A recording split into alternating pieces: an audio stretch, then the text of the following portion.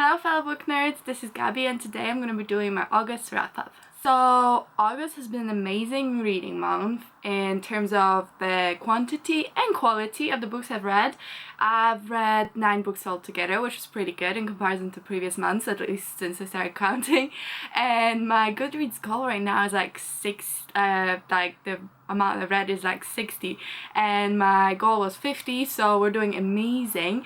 This month some of the reads were like beyond my all-time favorites, so at least for this year favorites, so I'm very excited. It was a really great reading month and I'm really ready for September. So the first book I read was Sorcery of Forint by Margaret Rogerson.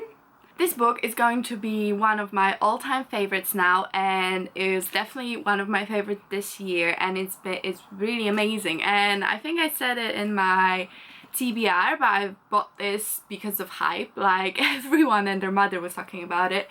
So I was like, you know what, I don't usually do this. Usually if a book is really hyped, I like get it in a library or something, but I'll give this a chance. I'm gonna buy it and read it because I couldn't find it anywhere else. They didn't even have a paperback yet, so I bought a hardcover, which is always more expensive, but 100% worth it. I'm so happy I have a hardcover. It's like pretty basic, but it's quite pretty still, and honestly, it was such a good book. So this follows the story of Elizabeth, who is studying to be a librarian, and in this world there's sorcery and magic, and some books are enchanted and they're called grimoires, and they can talk, interact, they well, some of them can talk, but most of them can interact, and they can occasionally turn into like sound. Why is it hiding like this? It was fine. All this time was fine. So yes, so the grimoires, they can interact and they can occasionally turn into kind of a monster because they have magic in themselves and they contain magic spells. And in this world there's also sorcerers, like I said, and Elizabeth was taught all her life that sorcerers are evil and magic is evil, but living in this library she had a lot of opportunity to interact with the grimoires, and she feels like affiliation to books. An amazing world which really sucked you in. I think especially for readers like us, really spoke to you, and like who wouldn't want to live in a world where the books can interact with you and they can speak and have opinions and they can do magic. And the world building was really good. I thought the pacing of the book was really well done as well. I was engaged 100% of the time. I read this really quickly. It's not like a small book, but it's not huge either, but it was very quick read. I think the characters were very well rounded and I cared about every single one of them, and I think they'll go onto my like favorite characters list of all time because they were very well rounded. One of the characters is bi, and it's just kind of mentioned and it's not like a big deal and it's not what defines him as a character, and I appreciated that so much because I just think it's important to put representation and not make it like the defining characteristic of the character, but it's just kind of like he is, and it's like that's it, and it's not really a big deal. And it just made me feel that kind of magic that I feel when I read Harry Potter, and it was an amazing read. I know it has a lot of hype, but I can honestly say that for me the hype was worth it and it 100% deserves it.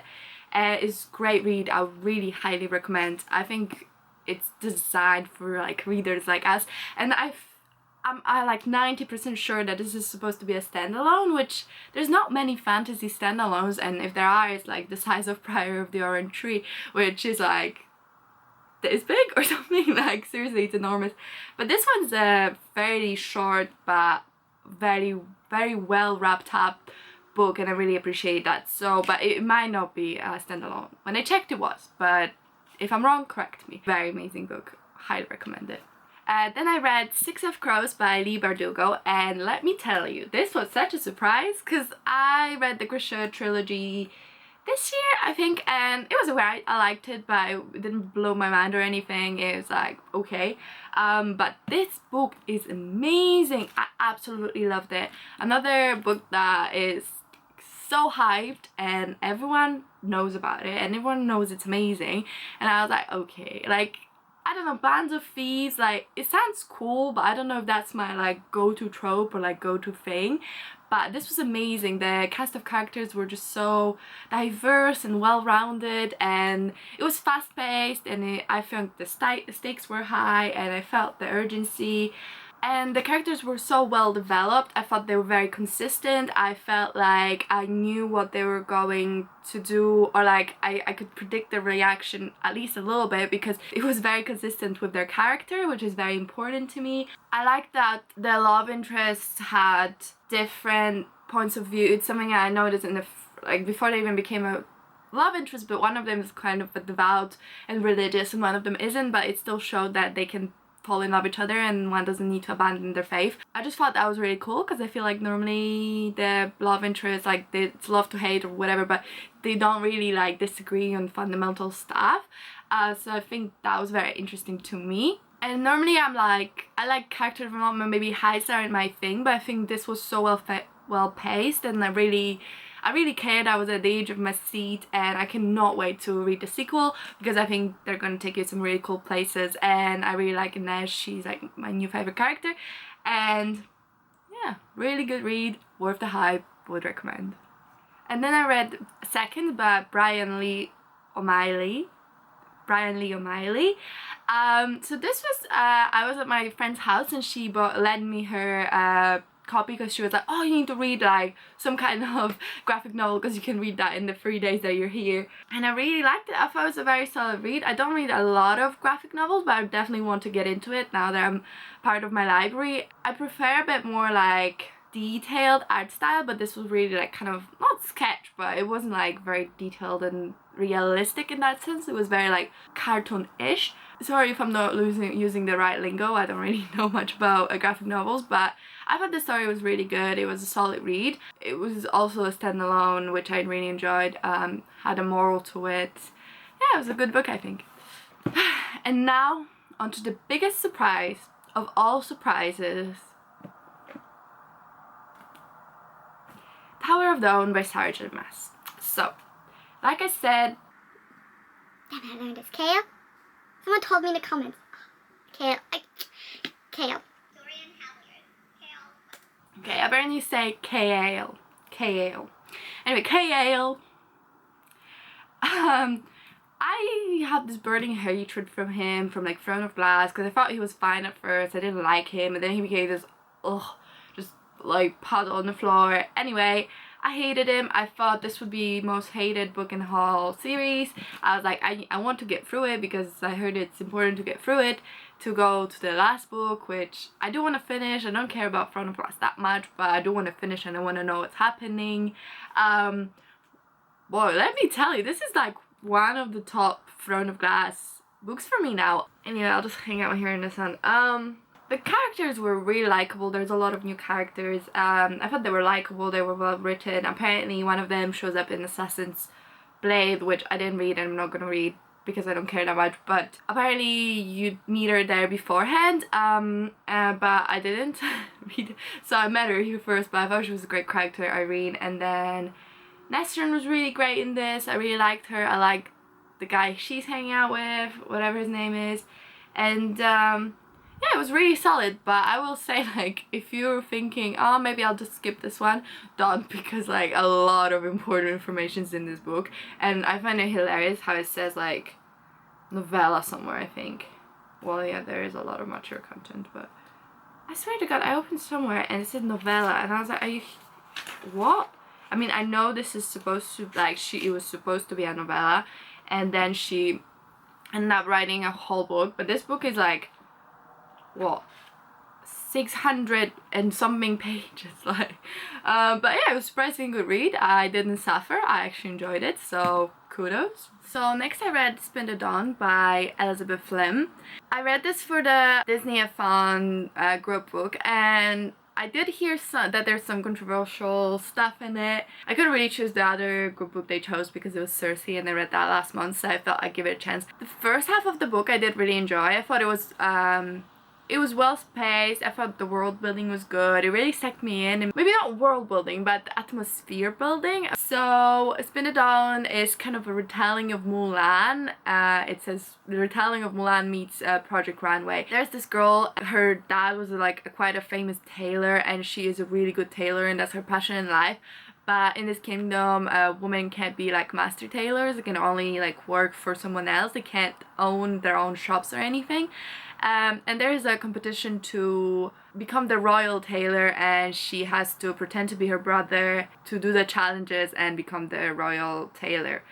So the whole idea is that she pretends to be a boy. Like I said, the gowns and like the pomp of it and all that I thought was very well set out, and I could really feel like the grandeur and the beautiful, like how beautiful the dresses were, and I really wanted to see some sketches. And normally I don't really care that much about like clothes, but I thought that was really cool.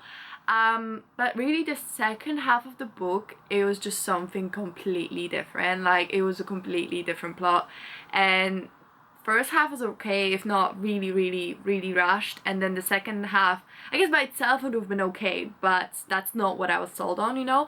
And it was just so fast paced and everything happened so quickly and just didn't make very much sense. Like I didn't care about the romance at all. It just felt so abrupt. And because like one moment they hate each other and then second later she's like, oh my god, I'll do anything for you. Like I just didn't buy it. Some of the complaints I heard was that it's Alba is because she is because her brother lost the use of his legs in the war, so she's pretending to be limping. I can't really speak about that. I don't think I have the authority, but I did think that it was really unnecessary. It didn't really add much to the story. Like times when it actually came to play was maybe like once, and it was so minor. Really, we could have done without that. So was it unnecessary? Yes. How offensive it was, I can't really speak to that. Secondly, it was like that it's homophobic. So a couple of times she does remark something like, I was horrified someone thought we were together, but I was horrified someone thought we were together about her and the other male character because she's pretending to be a boy. But for that, I don't think it was like she was horrified because someone thought she might be gay. I found she was just horrified because it was at that stage when it was kind of hate, not love, and she was like, I don't want people thinking that. And she did think that as well. Other times when she wasn't pretending to be a boy, she did say something about like another female character being like, hey, wink wink, and she's like, oh my god, that's like the instances these things were like, oh, I'm horrified people might think we're together, or like I'm horrified to be together. I didn't feel like it was because of the sexuality. It was more like her and that particular person, she was like no, which that's kind of fair enough, and I think that's like quite often happening in books, so I don't think it's specific to this one. But altogether, I don't think, even without the potential issues, I think the book was just not well paced. I think the first half should be the whole book, and it should be extended and made a bit more like fleshed out, and then the second one could be a sequel, because it just didn't work. It was also like, it was two different stories put into one. I thought it was the same characters, but it's just different, like not what we were promised, you know. And it just felt really rushed, and I didn't care for it very much, so I wouldn't really recommend it that much. Then I read Final Empire by Brandon Sanderson, and I listened to this on an audiobook, and honestly it was so good. This is one of those, I wouldn't say overhyped, but more like what I think are like older fantasy, or like quite not classical by any means, but like cornerstones of current fantasy. Brandon Sanderson has so many books and he's so popular, and I've never read anything by him before, and I must say I really enjoyed it. I think so. This follows the story of this world where the Dark Lord, or the ultimate evil, actually won.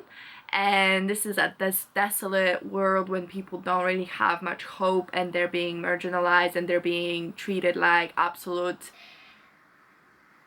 poo. We have different, like, we have nobility, we have ska, which is like the slaves and the people that have no agency over themselves, and we have the lord ruler who rules them all, and he's like the Dark Lord, the ultimate evil. So we follow this band of characters who band together to kind of defeat him, but they're all thieves and they're all working for their own gain. It has really unique magic system, I think, because in this world you have like 12, I think, elemental metals, and you consume the metal, like you consume the gold or you consume the zinc or whatever, and that gives you a specific power. I thought that was very well developed. There was a lot of depth to the magic system and it was really unique. I really liked that. I thought the world building was really good, and like atmosphere setting. I feel like I care a lot about the atmosphere of the book, and sometimes I call it world building. I don't even know if it is, but it's like setting of the, like, for example, they never seen flowers and they never seen green trees because this world has kind of like this mist and this smoke and like come onto the planet and just destroy all the living things, and you can really feel like how like dark and sad this world is because the ultimate evil did win, and it's all very grim and very miserable. Like Vin, our main character, there's a scene where she's like going to take a bath and she's like horrified of the smells, like how like you have to wash, and because she's not used to that, and she's used to being dirty and never having her hands clean and like sleeping on the floor with bunch of other people, never having her own bed, and like seeing green tree would be, it's a stuff of legend, you know, like greenery and beauty, stuff of legends. And I thought that was very well set up, and the book was full of well developed characters. I thought they all were very unique, and I love Kelsier and I love Vin, and I think they're very well developed, and I'm really curious to see where they go because they went something I was not expecting. Really subverted my expectations, and I was like, holy shit, like I was in the bodily transfer just trying to mind my own business, listening to it. Yeah, it's an amazing read. I really enjoyed it. Next book I read was Harry Potter and the Chamber of Secrets by J.K. Rowling. So I like, as you might know, I'm doing my reread and reading for the first time in English. Well, the first one I said that I was a bit like, it was okay, but it was good, but it was insane to read it in English because my native language is Polish and it feels just like, you know, really sentimental. But I think in this one I really embraced the fact that it was different and it's not going to be in Polish, and I just loved it. And usually Chamber of Secrets is one of my, not least favorite, but one of the bottom books in the series, but honestly I really loved it. I liked it more than the first one, which I was not expecting, and I've got this beautiful edition I bought some time ago, and I brought it from home now so I can read this. After this I went on a holiday, and I thought, well, nothing to read on the beach like romance books, so I read Fight or Flight by Samantha Young. This is really smutty, so like, just so you know, very very smutty, but I thought the sex scenes were well done. It follows two people that meet on a flight and instantly hate each other and just kind of follows their story, like very typical romance. The sex scenes were really done. I wasn't getting bored, which usually I do after like one or two. That was very well done. The main character was nice, I liked her, but the main love interest, he was Scottish. I just kept imagining him as a Jamie from Outlander, but like a really mean, awful version of him, because honestly he did grow on me a little bit by the end, but at first really didn't like him. So unlikable, so rude. But there's some aspects of it that I don't want to spoil anything, so I'm not gonna say it, but I didn't like how something was villainized. Yeah, in the end it was a decent read. I enjoyed it, but it's not something I could like reread. The last book I read was The Unhandy Words by Christina Lauren. So I was honestly expecting to absolutely love this book because everyone was talking about it so much, and I think my mistake was reading Fight or Flight first, because I read them back to back, and honestly they're both adult romance and I just think they were too similar for me to enjoy The Honeymooners. It was a good read, but I didn't feel overtly attached to the characters, and the first like couple chapters just felt like I was reading the same book again, like from their heights to like them hating each other, and it was just, but it felt so repetitive, and I think that's on me for reading it right after. I think I need to, when I read romance books, I really need to space them out because I enjoy them once in a while. So yeah, I was really disappointed I didn't love it as much as everyone else seemed to love it. So I forgot to mention this before, but actually this month I participated in Disney-a-thon, and a lot of the books I read fit the prompts. So I'll just like quickly tell you which book fit which prompt. I think I did really good. I really hope my team won because I did amazing. Like, me myself was amazing. So I was in Team Mulan, which, yay, the best team, yeah, ooh, all the other teams suck, yeah. First prompt was Fan Mulan, and read a book with a powerful female lead, and for that I chose Sorcery of Forint. And then it was Li Shang, read a book which features a squad, which was Six of Crows. And then The Matchmaker, read a YA romance I read. Oh yeah, I forgot to talk about that. So one book I forgot to talk about was a reread, and this was the read a YA romance, and I read Kindred Spirits. I read this some time ago and I loved it, and I still loved it. I thought it was adorable. I really relate to the characters and I thought they were super cute. Then it was Shan Yu, read a book over 500 pages, that was Tower of Dawn. Then was Mushu, read the group book, which was Spin the Dawn. And then, because I'm awesome, I moved on to other teams because I completed all my prompts. So next on the map was Lion King. So for that I've read Simba, book featuring male protagonist, that was Harry Potter and Chamber of Secrets.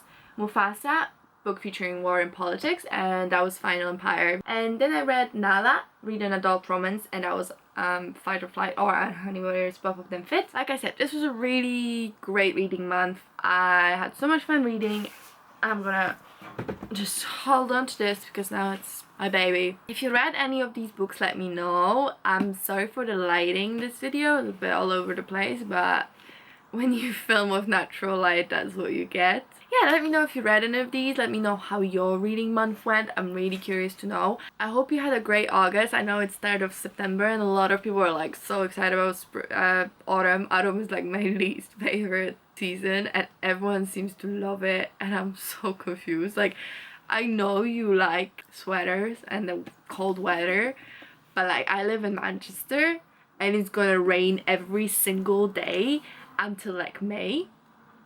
So I'm not really looking forward to that. I think that's it for this wrap up. Thank you so much for watching. Like, subscribe, whatever you like to do, and share your favorite read of August with me. But yeah, that's it from me, and thank you so much for watching, and I'll see you in my next video.